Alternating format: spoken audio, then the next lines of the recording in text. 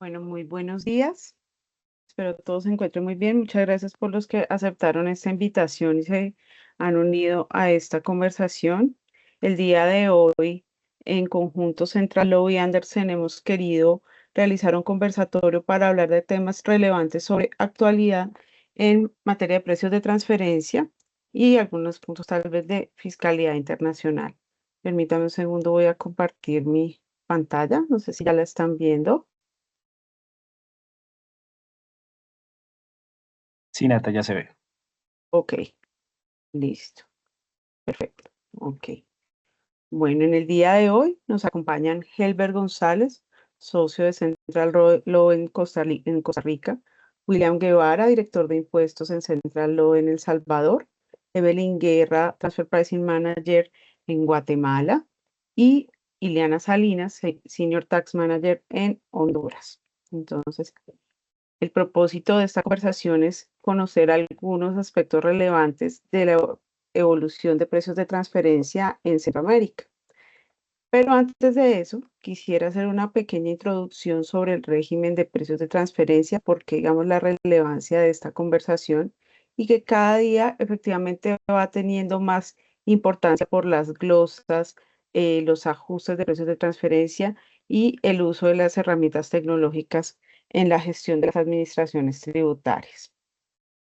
Entonces, es importante señalar que el tema de precios de transferencia, digamos, ha venido tomando una relevancia bastante importante, especialmente desde la pandemia, porque efectivamente muchas administraciones tributarias han enfrentado una serie de presiones fiscales con posterioridad al COVID, donde efectivamente es necesario preservar de alguna forma los ingresos públicos.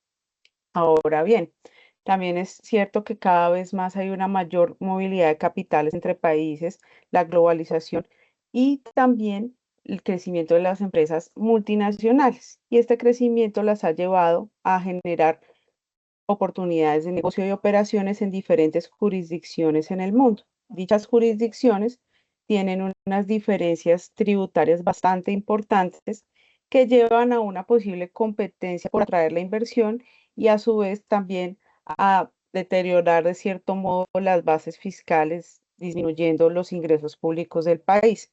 Entonces, en esta medida, a nivel global se ha incentivado una especie de iniciativas globales para evitar esa evasión, esa elusión de impuestos.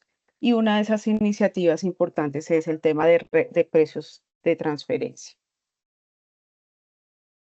Así es que el régimen de precios de transferencia es un régimen internacional que constituye una herramienta de control y de fiscalización para las autoridades tributarias, la cual permite verificar la legitimidad del impuesto sobre la renta de aquellas empresas que realizan operaciones con vinculados del exterior, en algunos casos con vinculados locales que tienen algunas particularidades en materia tributaria, algunos beneficios tributarios y también con esas operaciones que se realizan en diferentes jurisdicciones que pueden ser catalogadas como paraísos fiscales debido a sus bajísimas tasas de tributación o ausencia de intercambio de información, falta de transparencia, digamos, administrativa.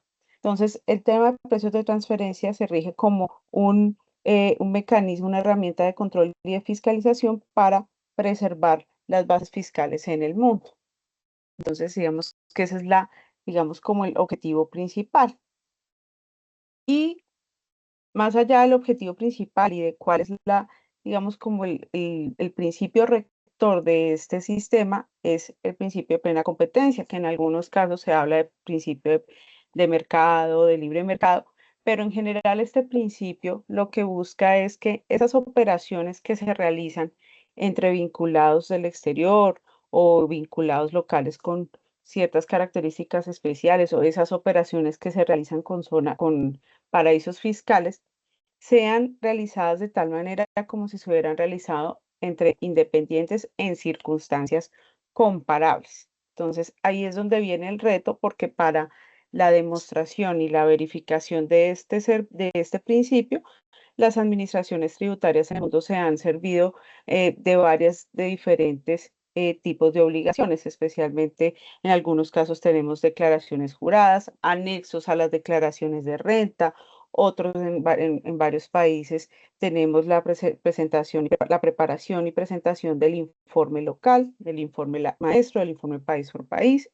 En Centroamérica tiene digamos, a diferencia de Colombia, donde tenemos un cumplimiento más, digamos, nos exigen todo en una misma fecha, todos los informes.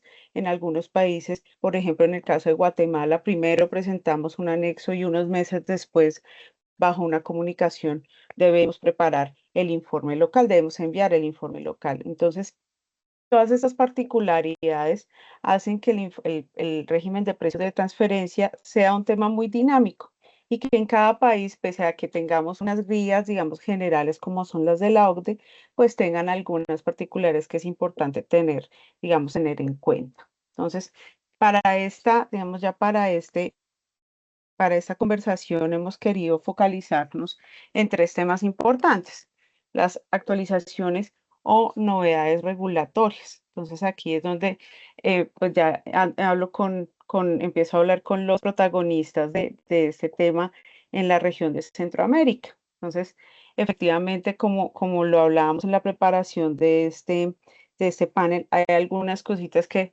falta de pronto por organizar y por ponernos de acuerdo. Y por ejemplo, en el caso de Costa Rica, Helbert, ahí tenemos una novedad importante que la querías mencionar sobre la presentación de las obligaciones en Costa Rica. Sobre todo, buenos días a todos los panelistas, a vos, Natalia, y a todos los participantes y quienes nos escuchan. Sí, vamos a ver, Costa Rica cada cierto tiempo hace reformas, en algunos momentos bastante complejas y en otros muy enfocadas. La reforma que se supone viene, digo se supone porque inicialmente estaba preparada para el 2 de junio y ahorita en un comunicado extraoficial de parte del Ministerio de Hacienda se ha hablado de inicios de agosto de este presente año, entonces nos están corriendo las fechas.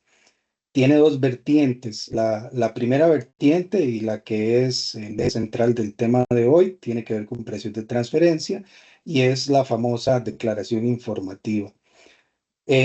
Costa Rica tuvo ese requisito desde hace muchos años, pero lo tuvo pausado. Era una declaración bastante sencilla, una declaración de una hoja básicamente, pero nunca se puso en funcionamiento porque no se integró a la plataforma actual que se conoce como el ATV.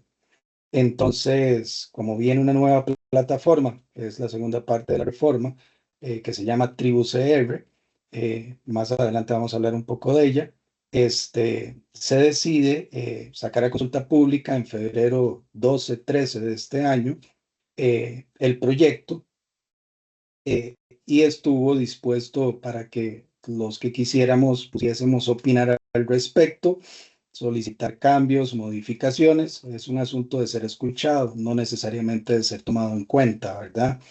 Y el 28 de febrero se cierra el plazo y ya Hacienda colecta la información, hace los análisis y ya dispondrá de la versión final. Pero esta informativa es bastante diferente, son varias hojas con bastante información, incluye no solo las transacciones a nivel de estado de resultados, sino aquellos saldos en cuentas de balance que hayan sido generados por transacciones entrerelacionadas, ¿verdad? Pues tratando de ubicar transacciones omisas en el estado de resultados que a veces pueden darse. Las personas tendremos que capacitarnos bastante, sobre todo aquellos que no están entendidos en la materia, porque es algo novedoso. Nunca hemos llenado una informativa en Costa Rica y la primera informativa que se va a llenar es bastante amplia, ¿verdad?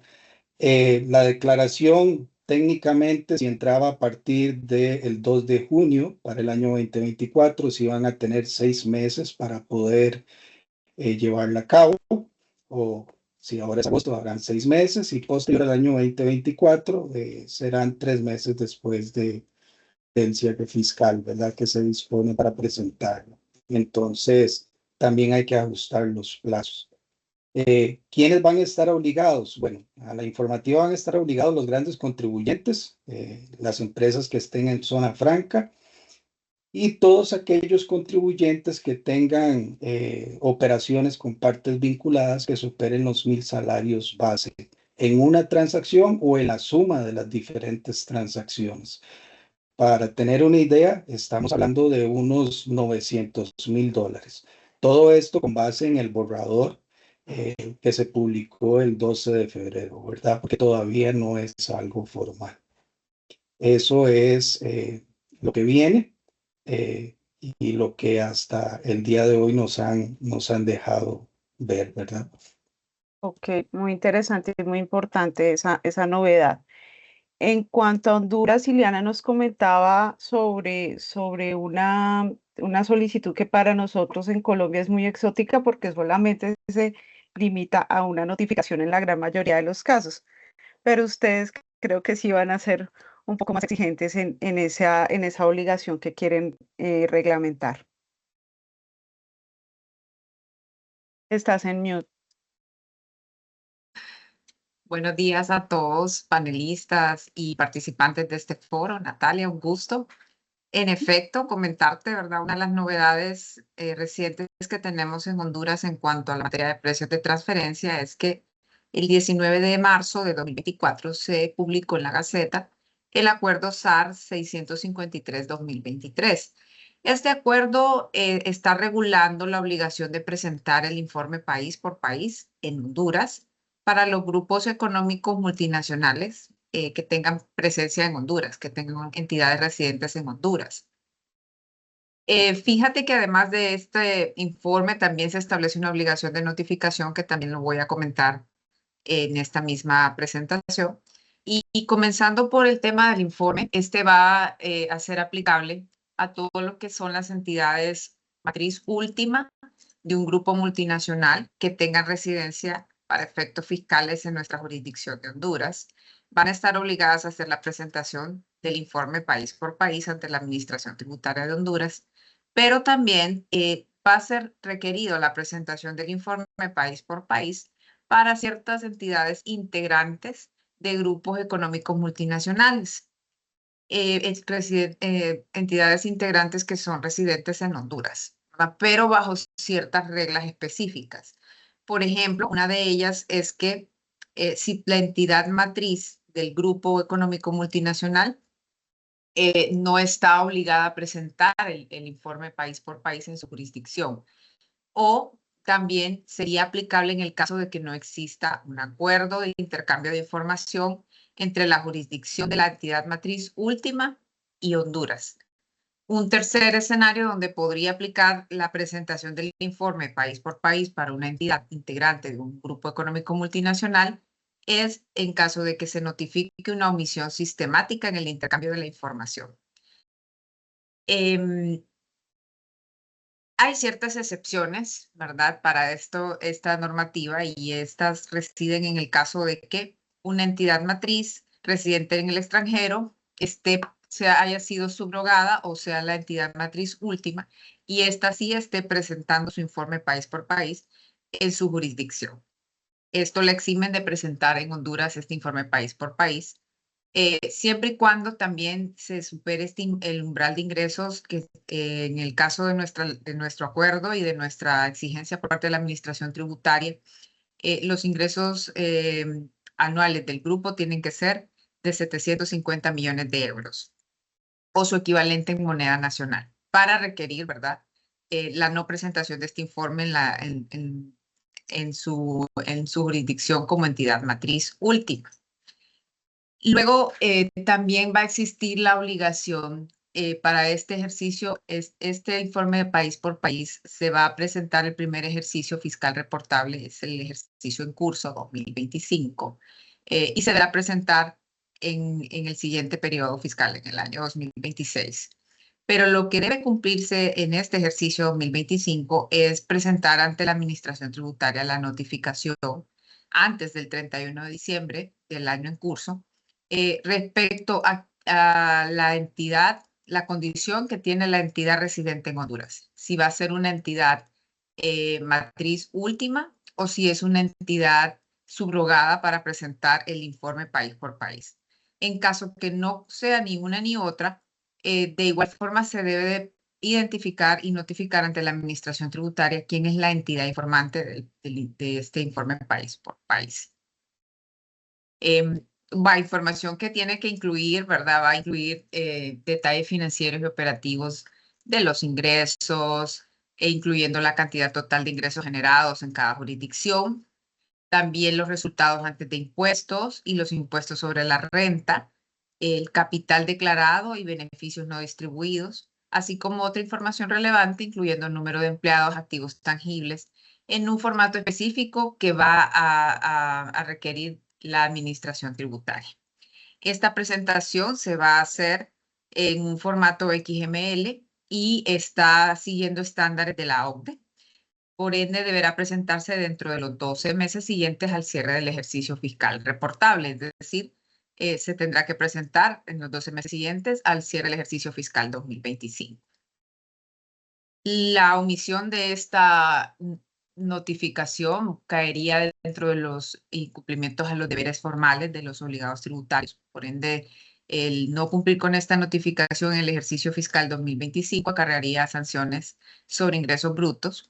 Y la omisión del informe país por país, en el caso de que sea obligatorio el cumplimiento de esta obligación, pues se sanciona bajo las disposiciones que ya regula la ley de precios de transferencia, ¿verdad? Entonces, es importante estar en cumplimiento, ¿verdad? En estas obligaciones dentro de Honduras.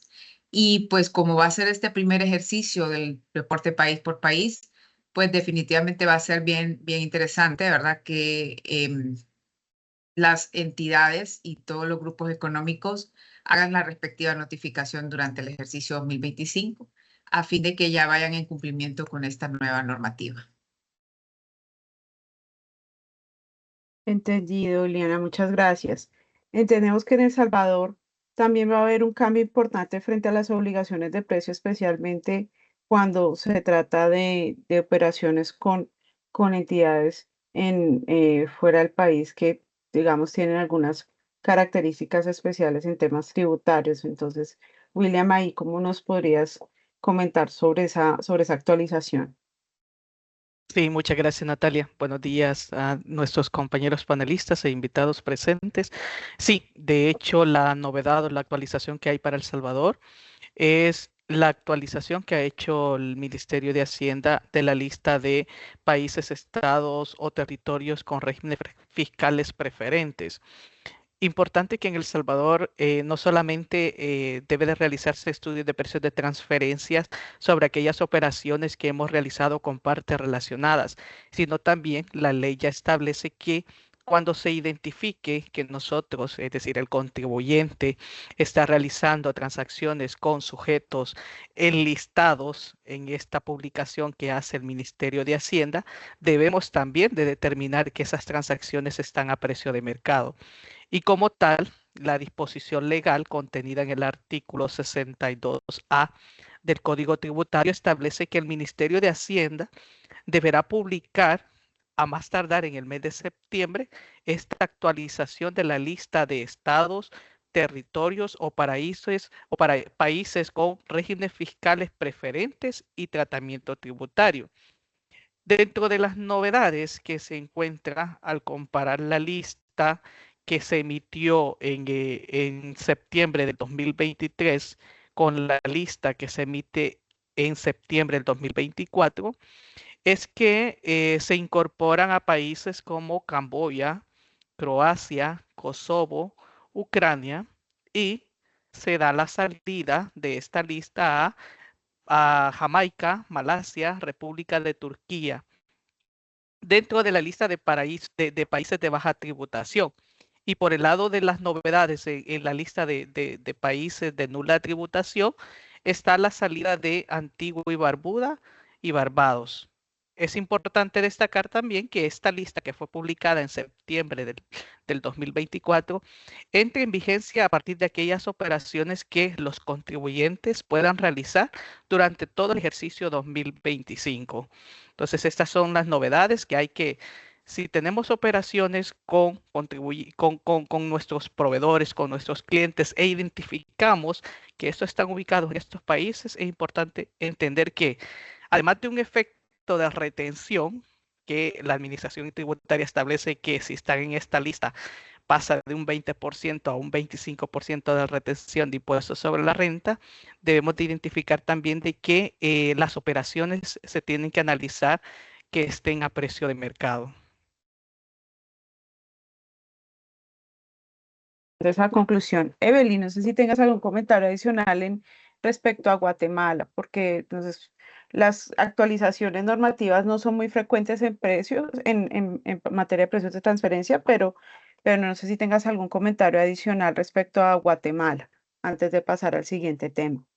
Sí, buenos días a todos, panelistas, Natalia, asistentes.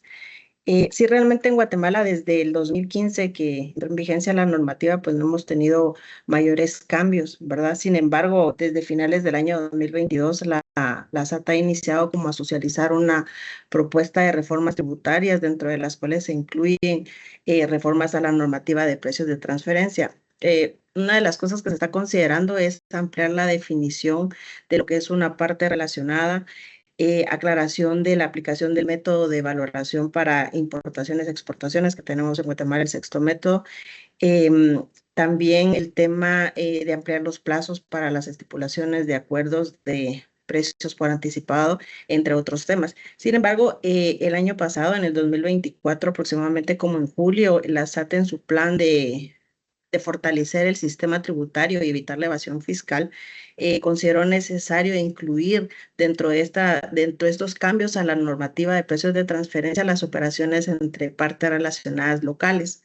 Entonces, así va a intensificar su fiscalización para ver que todas las operaciones pues cumplan con el principio de libre competencia y evitar así contingencias para las mismas.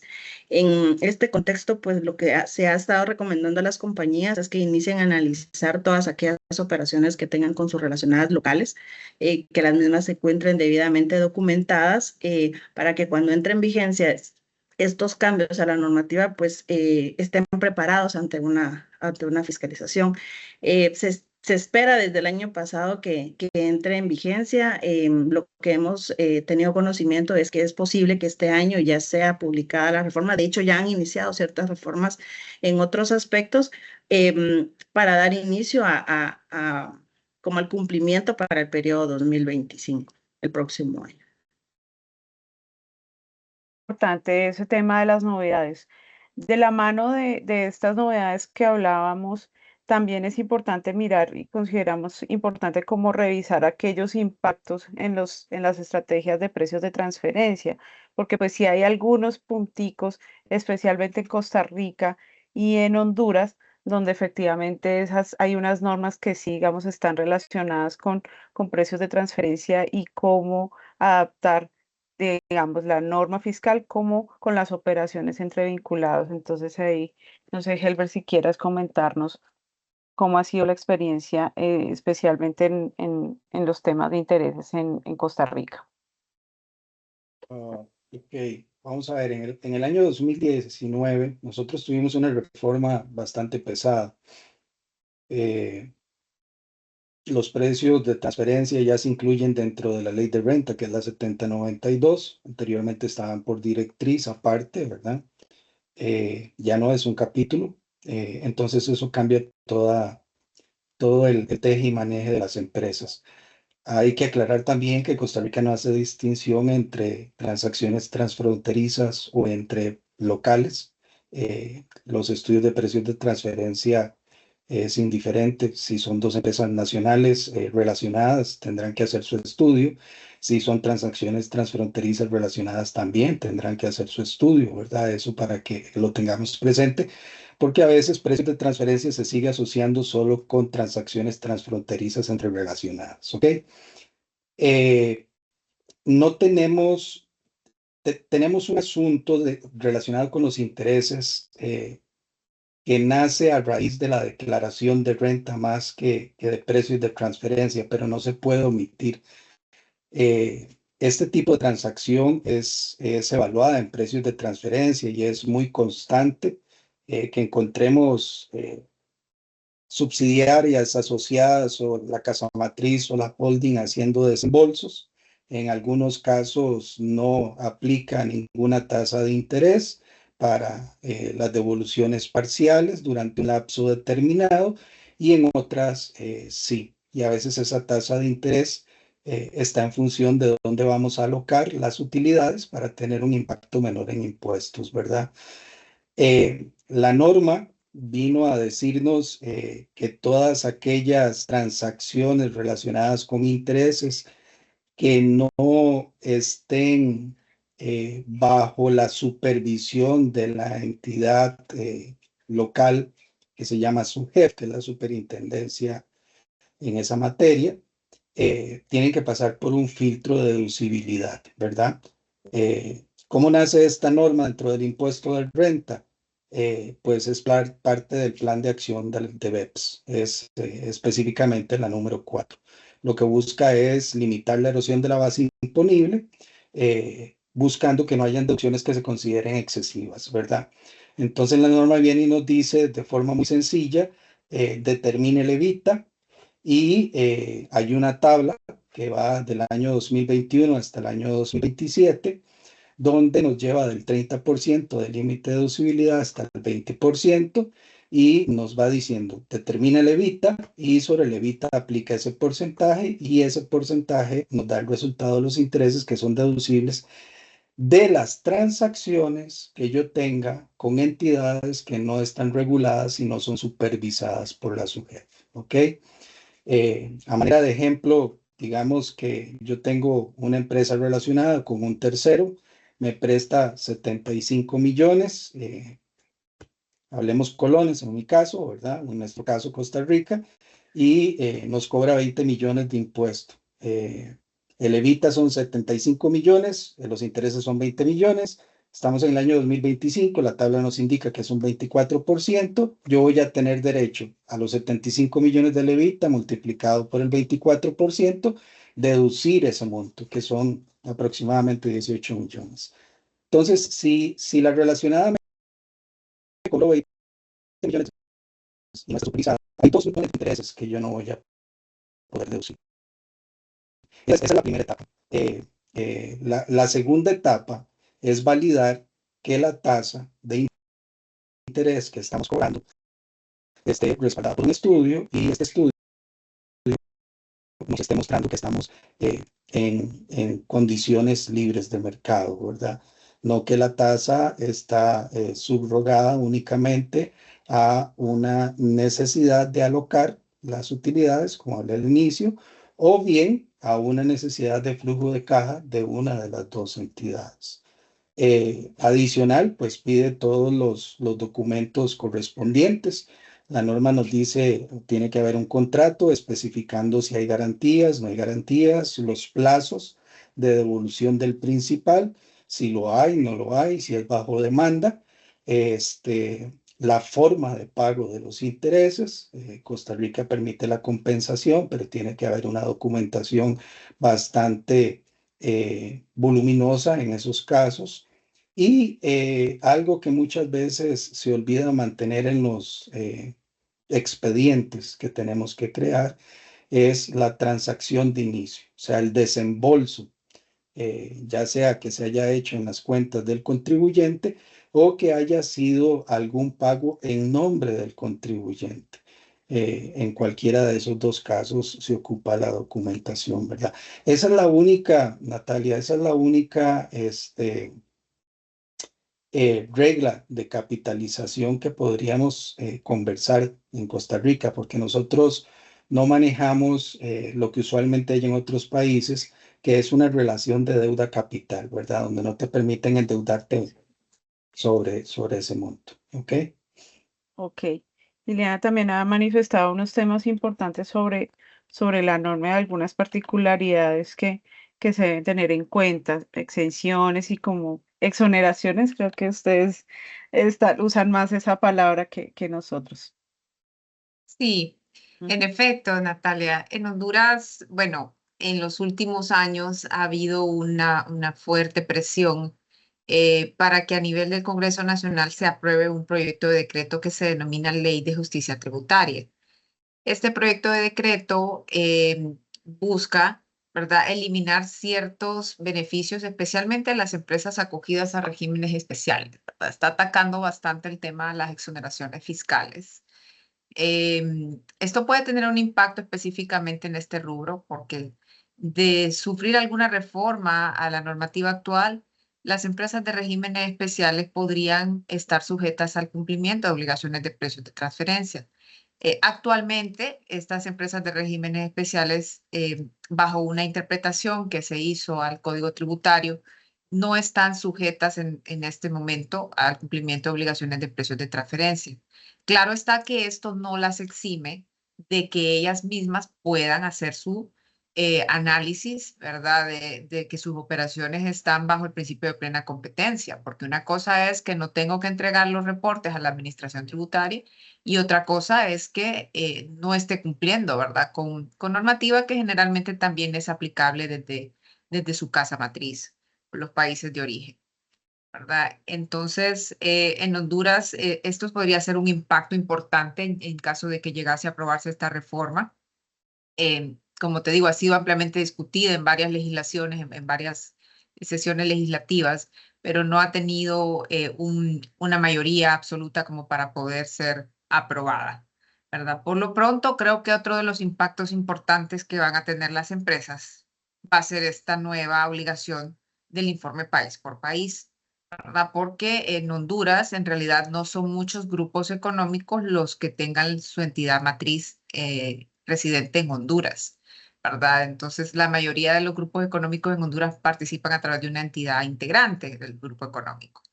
Entonces, esta información de los reportes país por país no es información con la cual nuestro medio actual esté muy familiarizada y posiblemente es información que no se maneja a nivel de las administraciones locales de las compañías, porque evidentemente esto tiene que ser divulgado por casa matriz.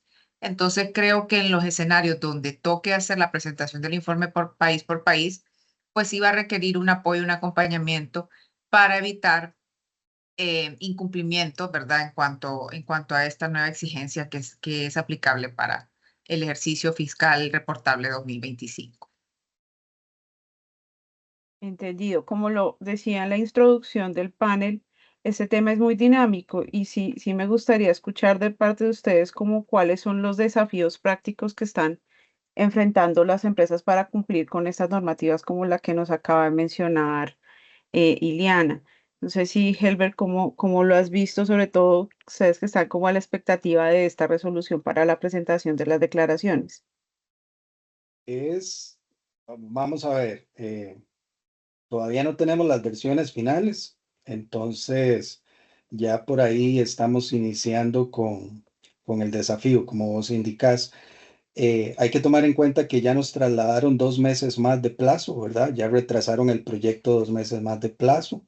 Entonces, hay 2 líneas de pensamiento. Una es o no está listo y podríamos tener enfrente la salida del desarrollo con ciertos defectos que nos va a complicar la existencia y ahorita les explico como contribuyentes, o bien que vienen algunas modificaciones adicionales como en la declaración del impuesto al valor agregado y en el impuesto de renta específicamente, que seguimos teniendo un formulario que no ha sido actualizado, ¿verdad?, con las corrientes modernas y eso nos va, pues nos va a complicar el escenario de fin de año.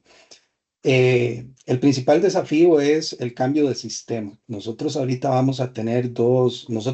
tenemos, perdón, 2 sistemas elementales. La plataforma ATV, que es donde el costarricense, el contribuyente costarricense, presenta los impuestos, tiene su expediente de impuestos y pagos y las actualizaciones del RUT, ¿verdad? O del RUC, del Registro Único Tributario, el Registro Único de Contribuyente. Y luego tenemos otra plataforma que nace después de la pandemia, que es el Travis, cuando se empiezan a eliminar el acceso a las diferentes administraciones tributarias de forma personal, y empezamos a hacer la tramitología a través de esta plataforma. Es bastante sencilla, esta segunda plataforma es bastante sencilla, a veces es expedita, a veces no es expedita, ¿verdad? Pero bueno, es la que está en funcionamiento. Y ya después cada unidad, como por ejemplo aduanas, tiene su propia plataforma y ahí vamos con diferentes sectores públicos que tienen las suyas. ¿Qué busca hacer el Tribu CR? Bueno, en algún momento, después del año 2021, inicia lo que es Hacienda Digital y lo que se busca es coordinar todas las diferentes plataformas y irlas unificando en una sola y única plataforma donde el fisco tenga toda la información del contribuyente, de sus diferentes actividades y al mismo tiempo el contribuyente tenga un solo expediente. Hacia eso vamos. Complicaciones, pues desconocemos el alcance de la plataforma, la forma de uso de la plataforma, la figura final de la plataforma todavía no está a disposición, ¿verdad?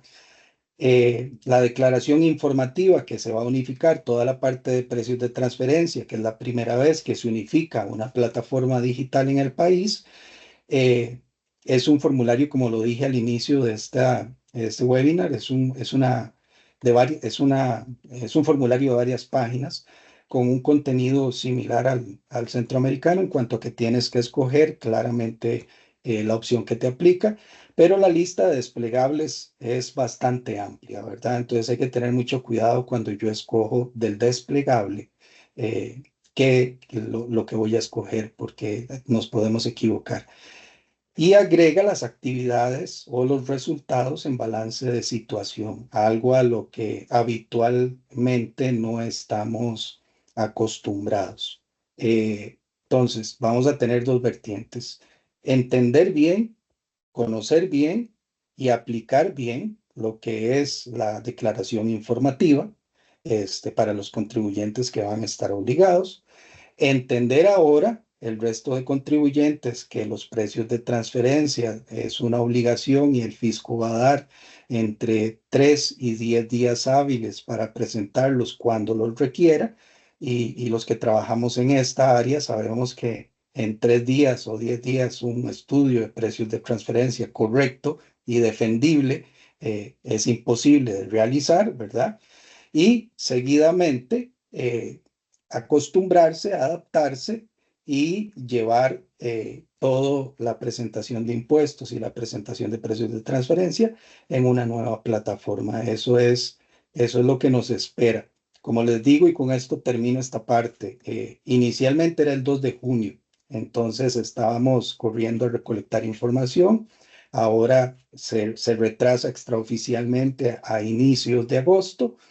Habrá que esperar alrededor del mes de finales de mayo, mediados de junio, a ver si hay algún otro aviso que nos dé una fecha ya definitiva de la entrada en marcha.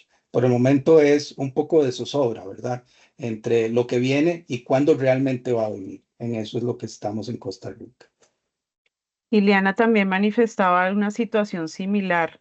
¿Nos puedes ampliar un poco más de cómo es el panorama de esos desafíos en Honduras? Bueno, en Honduras nuestro desafío ahorita principalmente viene dado por el cambio de oficina virtual. Estamos bajo una nueva herramienta, una nueva plataforma que se ha implementado desde el año pasado, desde a partir de junio del año pasado. Estamos bajo una nueva herramienta y mucho de la complejidad que esto añade, ¿verdad? Es este ejercicio fiscal 2024 que se tiene que presentar todo el cumplimiento anual el 30 de abril, está bajo esta nueva plataforma, ¿verdad? Entonces, ya de por sí eso añade un desafío, ¿verdad? En el sentido de adaptarse a la nueva plataforma, la cual ha sido socializada, pero sin embargo, pues todavía no hay una experiencia previa en el uso de la herramienta. Creo que otro desafío ya puntual que se enfrentan muchas compañías en este tema específico de precios de transferencia es que nos hace falta desarrollar legislación complementaria. Aquí en Honduras, nuestra legislación es todavía, siento yo, en algunos casos necesita mayor desarrollo, mayor detalle. Por ejemplo, puntualmente sobre este nuevo acuerdo, el 653-2023, se contemplan figuras como acuerdos calificados entre autoridades competentes, ¿verdad? Honduras no tiene este tipo de acuerdo con ninguna autoridad actualmente. Tampoco Honduras forma parte de ningún convenio multilateral de asistencia administrativa mutua en materia fiscal, la MAC. Entonces, ¿cómo es que Honduras el gobierno va a hacer intercambios de información con otras jurisdicciones si no tenemos todavía estos marcos que son torales, ¿verdad? Para precisamente apoyar esta normativa que se está implementando. Y otro ejemplo que puedo citarte, bueno, la normativa de precios de transferencia data en Honduras desde hace mucho tiempo y ha quedado establecido, por ejemplo, que Honduras va a emitir un listado, el gobierno de Honduras, la administración tributaria va a emitir un listado considerada de baja o nula tributación o paraísos fiscales y llevamos reiterados ejercicios fiscales sin tener ese listado de referencia publicado por la administración tributaria. Entonces toca referirse a otra, por ejemplo, a las listas que maneja la OCDE, pero en realidad no es la lista oficial que el gobierno de Honduras debería de publicar y que son este tipo de procedimientos y normativas que hacen falta como complemento a la legislación existente y para también desarrollar más fuerte esta práctica de precios de transferencia y apoyar el cumplimiento por parte de los obligados tributarios. Entonces creo que ese desafío de algunos vacíos que van quedando en la norma, pues representa un reto para las compañías. Ok. Evelyn, en Guatemala hablábamos un tema un poco de las presentaciones también. No sé si nos puedes ampliar un poco más en Guatemala como esos desafíos asociados a ese tema. Sí, bueno, les comento, en Guatemala la ley establece que se debe de presentar un anexo a la declaración jurada del ISR el 31 de marzo. Posteriormente a eso, mediante un requerimiento, la Administración Tributaria puede solicitar el informe y demás anexos en un periodo máximo de 20 días hábiles. En periodos anteriores, esta información se había estado trasladando a través de un CD. Sin embargo, con todos los cambios en sus sistemas que está teniendo la Administración Tributaria, ya generó una plataforma, un espacio en su plataforma para poder subir el informe en conjunto con estados financieros de comparables, estados financieros de la compañía, información segmentada. Sin embargo, por ejemplo, en el periodo anterior realizó más o menos 2 o 3 requerimientos anuales, donde en la primera oportunidad tenía el contribuyente que subir la información a su plataforma y con esto ya estaba cubriendo lo que era su obligación. Sin embargo, todavía en el mes de noviembre se estuvo recibiendo requerimientos donde no solo se tenía que cargar la información en la plataforma, sino que adicional teníamos que llevar la constancia a las oficinas de la Administración Tributaria para que nos dieran un salvaguarda de que habíamos cumplido con dicho requerimiento. Entonces, dentro de las normativas que se van a modificar o dentro de este plan que tiene la Administración Tributaria, se cree que va a establecer que en conjunto con el anexo y la declaración jurada se cargue toda esta información el 31 de marzo de cada año. Entonces es un desafío para las compañías porque muchas veces solo se cuenta con el análisis, más no con la documentación probatoria. Entonces consideramos que esto sí va a ser muy importante si se llegara a dar esta modificación en la ley.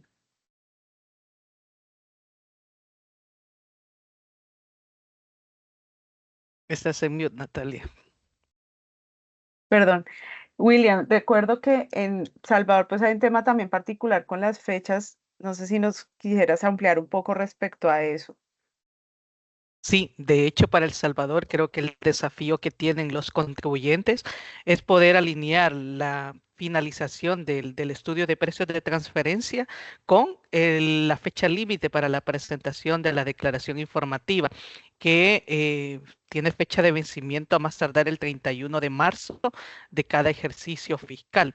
Entonces, en la declaración informativa obviamente toma en consideración y pide información vinculada con el estudio de precios de transferencia.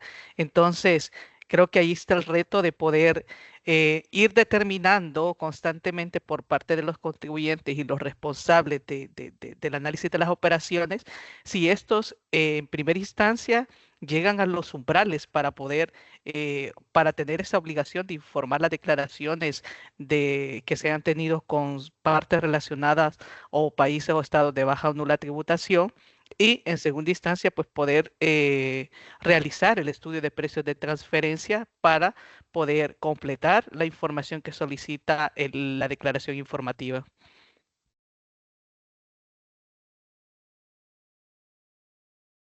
También, además de los retos que ya hemos venido hablando, pues claramente las administraciones tributarias están muy, digamos, buscando algunas alternativas como para poder incrementar los ingresos.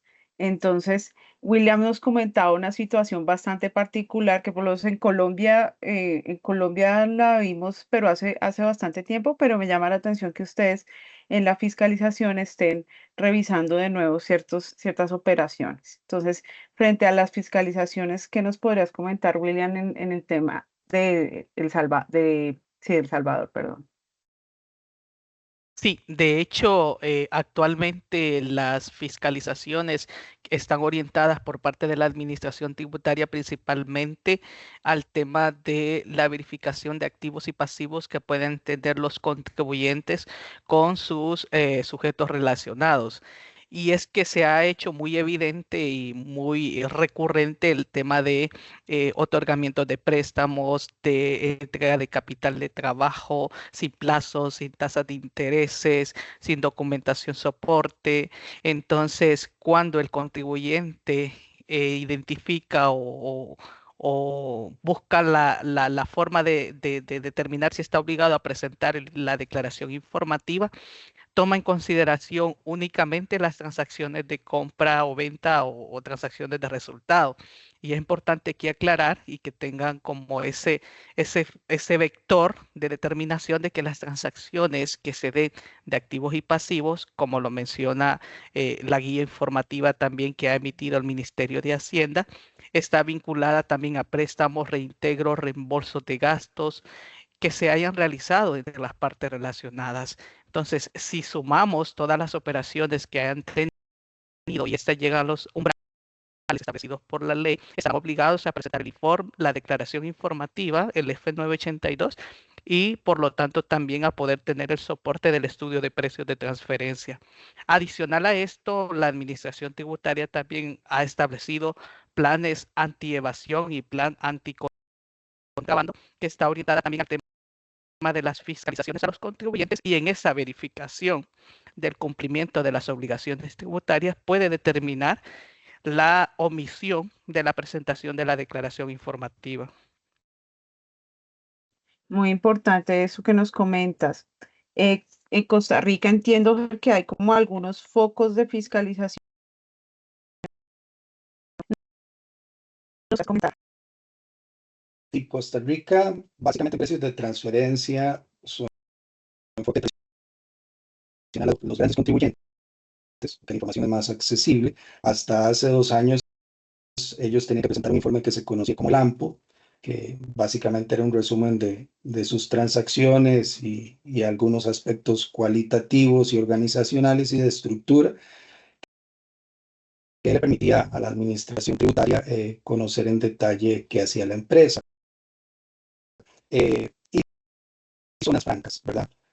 Inicialmente, este enfoque se llevó a cabo para que la administración tributaria se fuese capacitando y fuese conociendo el teje y maneje de las operaciones, ¿verdad? Fue quedando como la informativa nunca entró a funcionar. Eso no limita que en el campo de la auditoría de los impuestos, sea de renta o ventas, que usualmente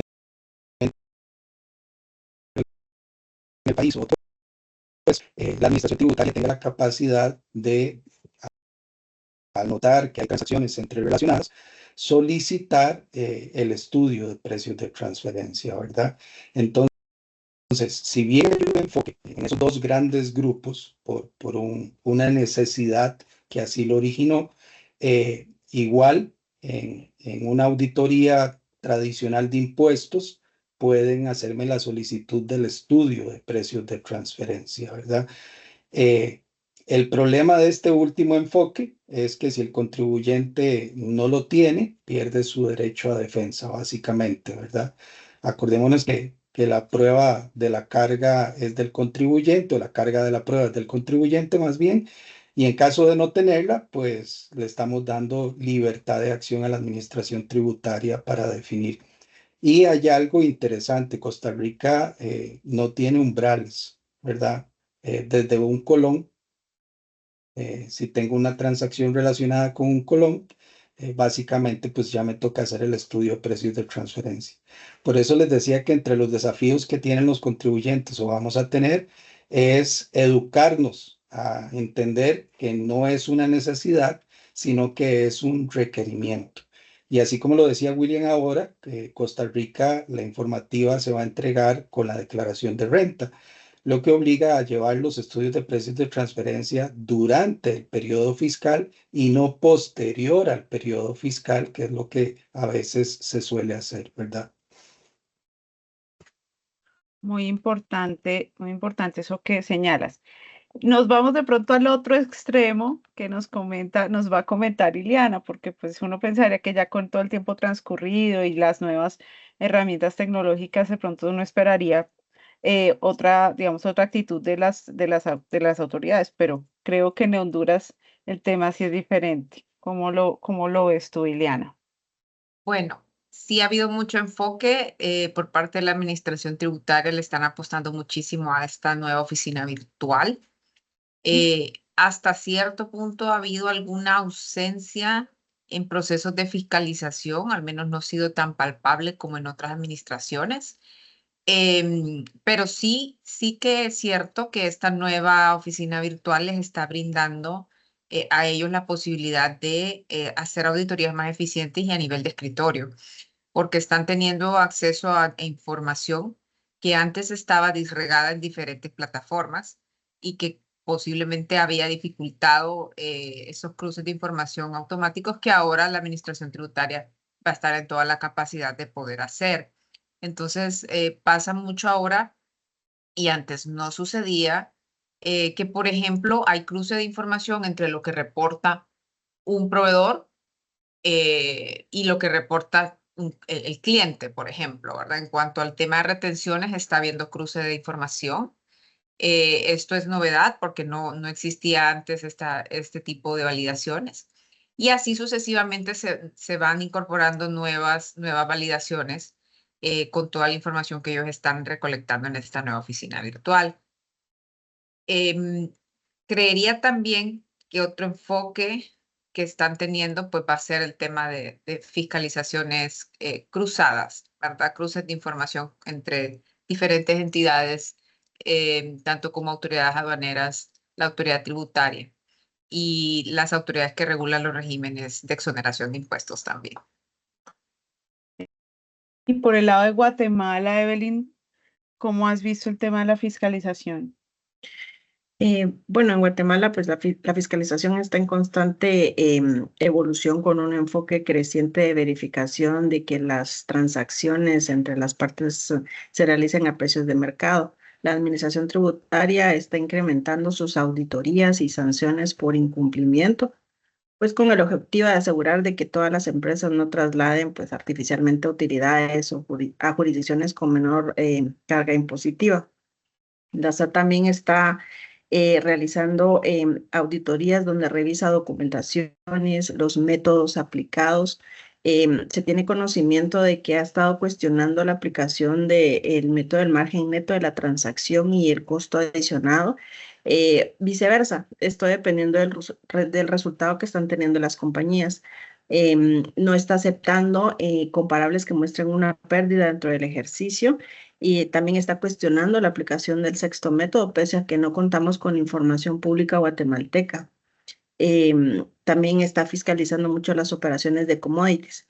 Las empresas deben de realizar sus diagnósticos de sus operaciones para evitar posibles riesgos y asegurarse que sus operaciones se encuentren a valor de mercado, mantener debidamente su documentación porque está cuestionando mucho la forma de documentar las operaciones y esto pues deviene a posibles ajustes, ¿verdad?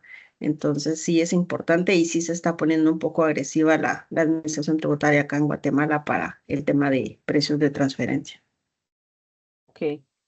Ahí de pronto vamos a continuar con Evelyn sobre un tema importante y es las herramientas tecnológicas que está adoptando la administración, porque por ejemplo en México, ellos, la administración tributaria ha implementado un plan maestro de fiscalización, el cual, digamos, se enfoca en ciertos sectores críticos, automotriz, farmacéuticos, minero, y también revisa ciertas operaciones que son pues muy relevantes por su volumen y su impacto en la economía, pagos al extranjero, reestructuras, regalías, temas de intangibles, financiamientos.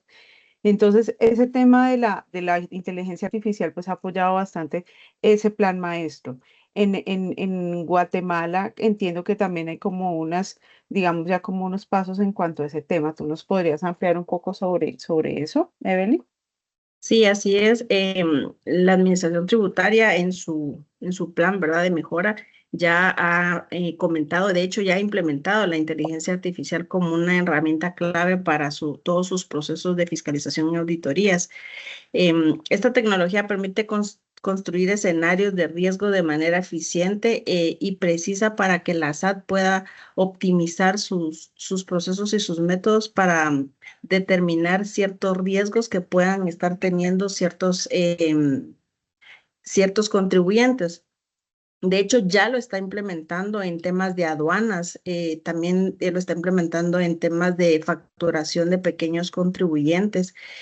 También está preparando una inteligencia artificial para precios de transferencia, ya la está desarrollando, que permita como filtrar a aquellas empresas. Como lo mencioné anteriormente, están utilizando ciertos métodos, el total de las operaciones o cuáles son los contribuyentes con los cuales están realizando en el extranjero operaciones. Entonces, ya lo ha mencionado, ya lo ha ratificado, ya lo ha hecho público de que se está desarrollando toda esta parte de la inteligencia artificial, no solo en el tema de precios, sino en todos sus procesos. Recientemente, la administración tributaria hizo un cambio en el que está unificando el Código Único de Identificación o DPI, que es el documento de identificación de los guatemaltecos, con su número de identificación tributaria o NIT. Entonces, esto lo que hace es que va a permitir controlar todo el universo de las operaciones que una persona o una compañía pueda realizar con terceros. Entonces, sí, es bien importante para la administración tributaria en Guatemala implementar y hacer uso de la inteligencia artificial. Por los lados del Salvador, también, William, nos comentabas como una especie de cruces muy interesantes que sí sería muy chévere escuchar de qué se trata. Sí, de hecho, el proceso de fiscalización de la administración tributaria es prácticamente documental, revisión física, requerimiento de información a los contribuyentes. Lo importante a destacar es cuáles son los vectores que ellos les puede permitir poder ir e iniciar un proceso de revisión o fiscalización a un contribuyente.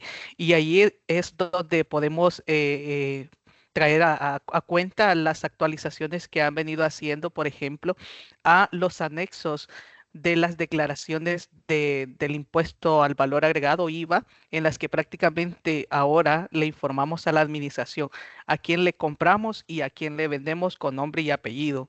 Y esta información específicamente la administración la puede cruzar con otros informes que el contribuyente presenta para poder identificar transacciones que posiblemente el contribuyente puede estar realizando con partes relacionadas y que no está, por ejemplo, presentando la declaración informativa, estando obligado a hacerlo, y por lo tanto también puede que no exista un estudio de precios de transferencia. Entonces, el cruce que puede hacer con estos informes por parte de la administración puede darle esos vectores para poder identificar a qué contribuyentes puede iniciar procesos de fiscalización. E inclusive en El Salvador ya estamos en la etapa final del proceso de facturación electrónica, que también es parte de los elementos que va a permitir a la administración tributaria tener toda esa base sustenta de información de los contribuyentes. Adicional a esto, también mencionar que el año pasado, en octubre del 2024, la administración ya inició un proceso de capacitación de sus auditores fiscales para que estén más preparados en el tema de las revisiones que se van a hacer con relación a la verificación del cumplimiento de las obligaciones tributarias, que es el programa de investigación de delitos fiscales y el programa de precios de transferencia. Ok. Voy a pedirles de pronto porque ya nos queda poco tiempo, pero de pronto ir cerrando este tema, Iliana, Helbero, sobre cómo, digamos, comentar rápidamente cómo lo han visto en sus países este tema de la fiscalización, para ir cerrando después con algunos puntos sobre jurisprudencia.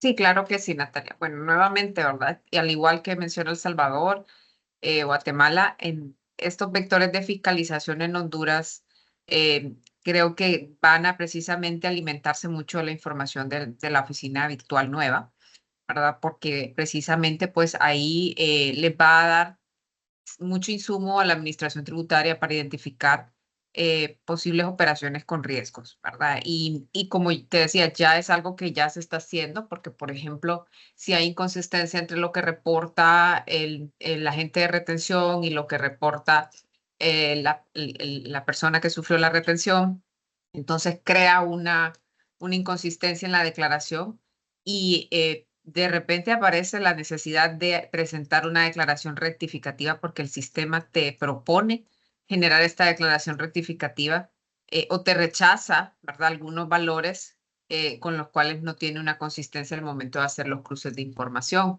Entonces creo que definitivamente esta nueva oficina virtual sí está incorporando tecnología que le va a permitir a la administración tributaria tener esa capacidad de poder hacer mayores fiscalizaciones y verificaciones cruzadas. Otro aspecto importante que se ha dado a nivel local en Honduras es que en la mayoría de las instituciones ahora donde se tienen que presentar informes o reportes adicional a la administración tributaria, también están implementando plataformas electrónicas. Entonces se está haciendo una digitalización de informes y en cada una de las instituciones, con lo cual el enfoque que claramente está teniendo la administración tributaria y en conjunto con la administración aduanera y la Secretaría de Finanzas, pues es orientar las fiscalizaciones, como te decía en el ítem anterior, a hacer verificaciones cruzadas, ¿verdad? Es decir, que es por esto muy importante que los obligados tributarios sean consistentes en la información que reportan a todas las entidades, a las diferentes entidades gubernamentales, pues porque precisamente está existiendo ese cruce de información y eventualmente, sobre todo por el tema que mencioné al inicio también de la Ley de Justicia Tributaria, ¿verdad? Hay una cierta vigilancia, especialmente aquellos regímenes que gozan de beneficios fiscales, y esto puede derivarse pues en estas auditorías cruzadas para precisamente pues identificar incumplimientos en estos regímenes y poder tomar las acciones correctivas por parte de la administración tributaria. A nivel de precios de transferencia, específicamente, como te decía, pues falta ver qué pasa ya después del 30 de abril, una vez que se presente esta declaración informativa en la nueva plataforma y validar efectivamente qué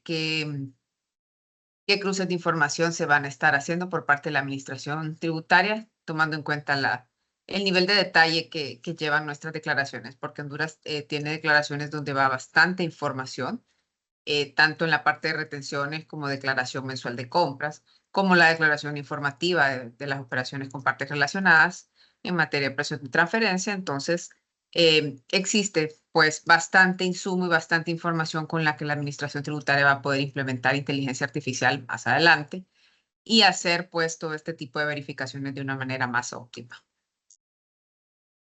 Listo. Helber, no sé si quisieras cerrar este apartado sobre tecnología.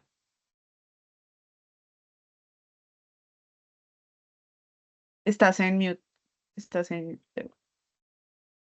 Es porque me presionaron a ser rápido, entonces Perdón. vamos a tratar de resumirlo en 3 minutos. En el 2011 nosotros iniciamos en Costa Rica un proceso de mapa de riesgos a nivel tributario. Entonces se generan las bandas. por industria. Eso lo que hace es que el contribuyente, si está, hablemos de precios de transferencia en la mediana, está bien. Si está hacia arriba o está hacia abajo, es sujeto para fiscalizar. En el 2019 entra la factura electrónica. Han sido 4 o 5 años de maduración y de evolución, hasta que Hacienda ya cree en el año 2025 que tiene la capacidad de generar las declaraciones de impuesto al valor agregado y enviarnos el borrador a todos los contribuyentes, y nosotros tendremos que revisarlas y decirles si estamos de acuerdo o no. Esa ha sido la evolución que hemos tenido, obviando documentos en el medio como reportes manuales de información cruzada de compra y venta, de retenciones al extranjero, nacionales, etcétera, ¿verdad? En el año 2021, adjunto a la factura electrónica, nace Siniger, que lo que busca es una integración de todas las dependencias y que de forma automatizada se gestionen los riesgos, se identifiquen los contribuyentes y se realicen las auditorías ya no de forma aleatoria. Ese es un proyecto de 28 meses, así que, y se ha extendido más allá de lo que va. Pero lo que sí está claro es que con TribuCR, el primer cambio va a ser que la declaración mensual de impuesto al valor agregado nos la va a hacer el fisco y nos va a enviar el borrador a los contribuyentes. Ya ellos tienen la herramienta diseñada y tienen pues la base de datos que se la generamos nosotros con cada factura electrónica que generamos, ¿verdad? Entonces, estamos bastante avanzados. La siguiente etapa va a ser la declaración de renta. Ellos van a enviar la propuesta también y nos toca a nosotros revisarla y hacer las correcciones si es que corresponde, ¿verdad? Con esto termino. Nosotros tenemos un registro de transparencia en lo que corresponde a beneficiarios finales, la parte accionaria de todas las compañías o sociedades, independientemente de la tipología de sociedad que sea. Si bien no la administra el Ministerio de Hacienda, está bajo la seguridad y supervisión del Banco Central. Es una herramienta que potencialmente le permite al fisco darse cuenta cómo están relacionadas las diferentes sociedades al tener la composición accionaria desde el punto de vista del beneficiario final y no necesariamente desde el punto de vista de quién tiene la acción registrada en los libros de actas, ¿verdad? Entonces, si integramos todos estos diferentes sistemas con la información de los contribuyentes, fiscalmente hablando, en materia de precios de transferencia y en materia de impuestos, en algún momento el fisco costarricense va a tener poca necesidad de que el contribuyente elabore algo, o va a tener las herramientas suficientes para decirle al contribuyente que lo que elaboró está correcto o no se ajusta a los lineamientos que la norma tiene, ¿verdad? Ok, muchas gracias, Herbert. Ya para ir cerrando, un tema que queremos revisar rápidamente es las jurisprudencias. Yo les comentaba que en Colombia tenemos más de 70 pronunciamientos jurisprudenciales y que la tendencia ha sido como un 65% a favor del contribuyente y 35% a favor de la administración. En el caso de Costa Rica, por ejemplo, sí me gustaría como conocer si hay algunos pronunciamientos y lo mismo para los demás, aunque entiendo que hay en algunas que hay limitaciones de información. Entonces, Helbert, cómo nos complementas ahí esa parte? Bueno, Colombia tiene un buen rating, ¿verdad? Ujú. Porque sí, Costa Rica no estamos tan bien, tampoco tenemos un mapeo tan grande. Costa Rica ha tenido alrededor, desde el año 2004 hasta la fecha, alrededor de 10 casos, ¿verdad? Eso es lo que se ha llegado a manejar en tribunales. Costa Rica no tiene dentro de la norma arreglos o reducciones o compensaciones o alguna forma de exención después de que el procedimiento inicie, para que tengamos eso claro. De esos 10 casos, vamos 9-1. 9 a favor de la administración tributaria y 1 a favor del contribuyente. Este último caso que lo lo obtiene el contribuyente, el resultado lo obtiene a su favor. Nace en el año 2004 y termina en el año 2022, perdón, 2022. Quiere decir que son alrededor de 15, 17 años de estar en los tribunales. Y presumidamente el contribuyente lo gana porque la administración tributaria llegó, hizo el ajuste sin basarse en la normativa vigente de precios de transferencia.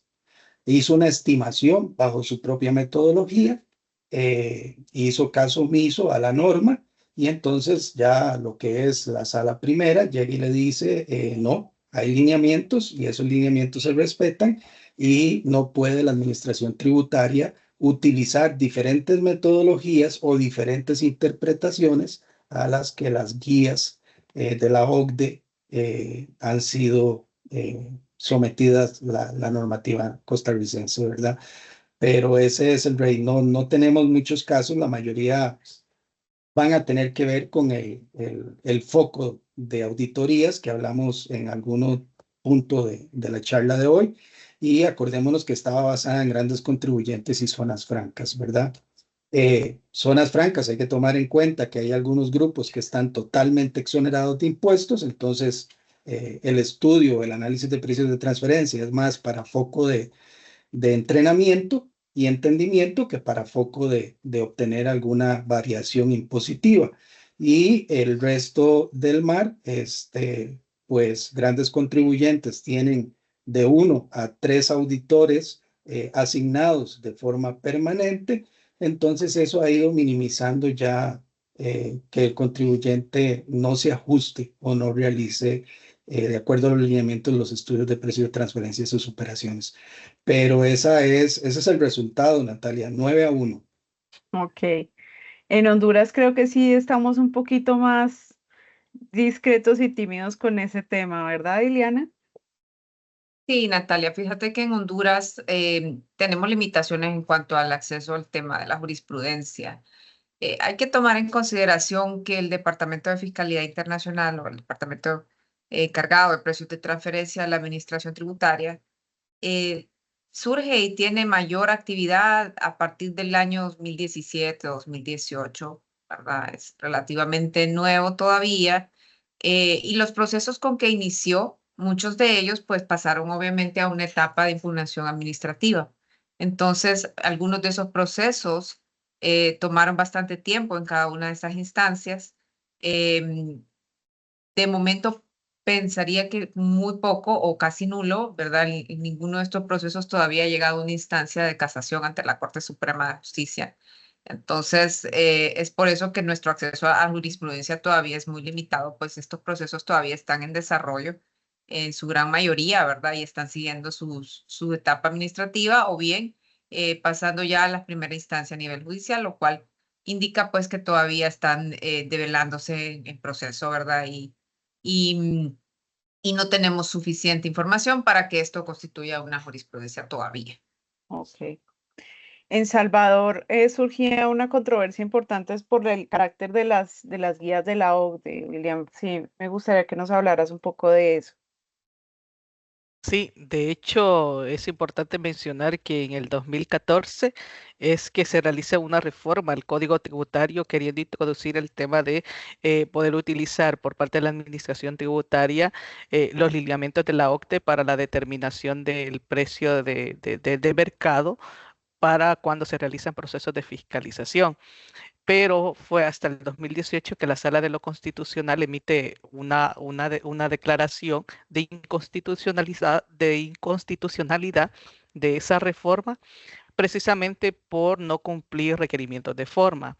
En ese sentido, dentro de los antecedentes jurisprudenciales en los que la administración tributaria, al momento de determinar el precio de mercado utilizando los lineamientos de la OCDE, fue que fue revocada la resolución que en su momento emitió con tasación de impuestos a los contribuyentes por el mismo establecimiento de que esa reforma que se hizo al artículo 62A, que es el que hace referencia a la obligación de determinar precio de mercado, fue declarado inconstitucional y por ende la administración tributaria en los procesos de fiscalización se debe de acatar a lo establecido en el Código Tributario con relación a el proceso de determinación del precio de mercado.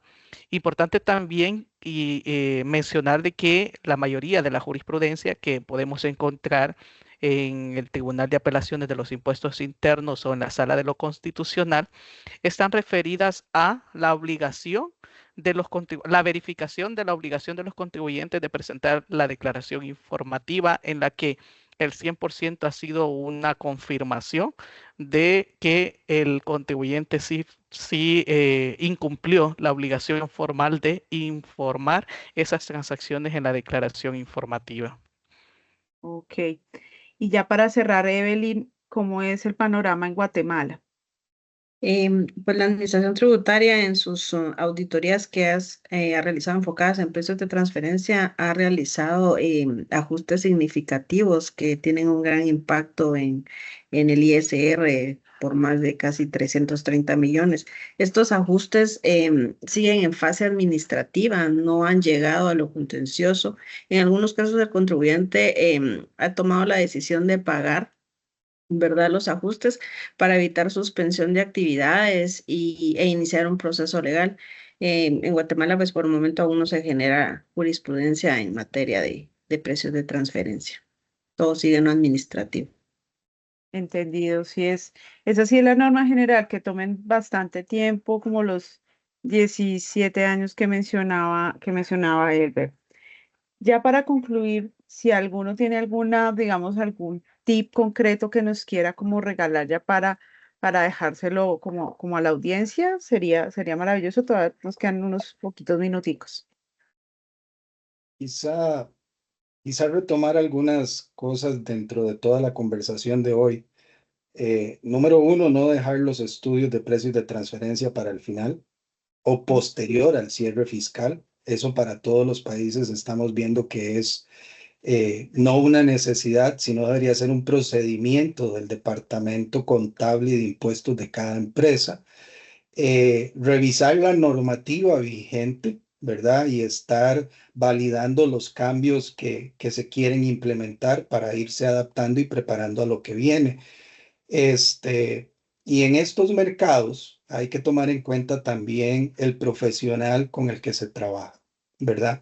Encontramos matemáticos, ingenieros, cualquier profesión hoy en día quiere o necesita generar ingresos y se meten en campos en los que no están técnicamente preparados o capacitados porque sus estudios o formación es hacia otro sector, ¿verdad?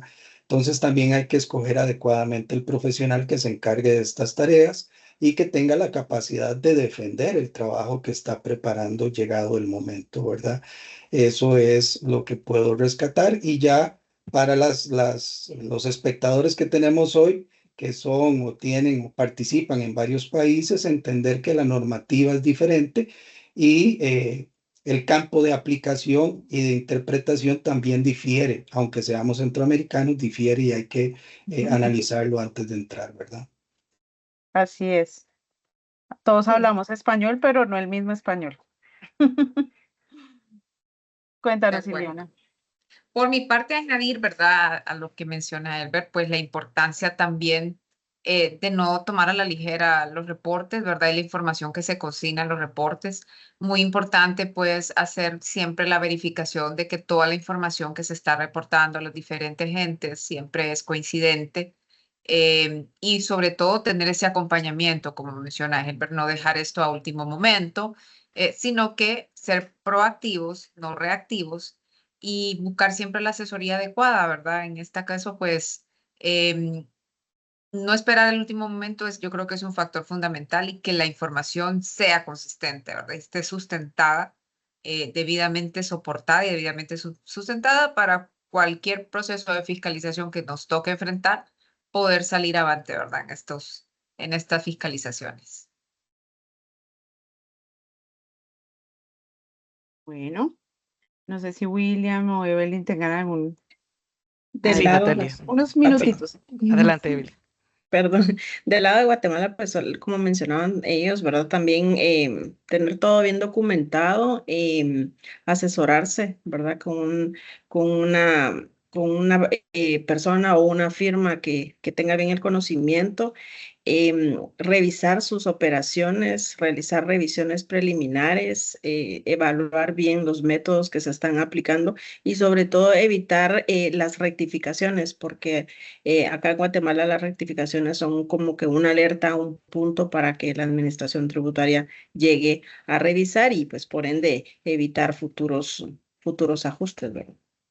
Ujú, así es. Claro, y en sintonía, Natalia, con lo que menciona Evelyn, creo que el hecho de revisar constantemente las transacciones que estamos realizando, que los contribuyentes están realizando, e identificar si éstas se están realizando con una parte relacionada o con un proveedor o cliente que está ubicado en un país, estado de baja o nula tributación, pues va a permitir identificar que con una transacción que identifiquemos nace la obligación o la necesidad de realizar el estudio de precios de transferencia y adicional a eso también llevar el control de la sumatoria de esas transacciones porque a partir de ahí vamos a poder determinar también si están obligados o no a presentar declaraciones informativas. Ok, excelente. Bueno, pues muchas gracias por esos aportes tan importantes. Fue una conversación que me dejó pues a mí particularmente bastantes aportes porque pues como les decía, si bien hablamos el mismo español y también digamos tenemos algunas normas similares, sí hay bastantes particularidades que sí debemos tener en cuenta para el cumplimiento en nuestros países. Muchas gracias a la audiencia que se conectó. Entonces, pues ya damos por terminado este conversatorio. Muchas gracias por su tiempo y por habernos acompañado esta mañana.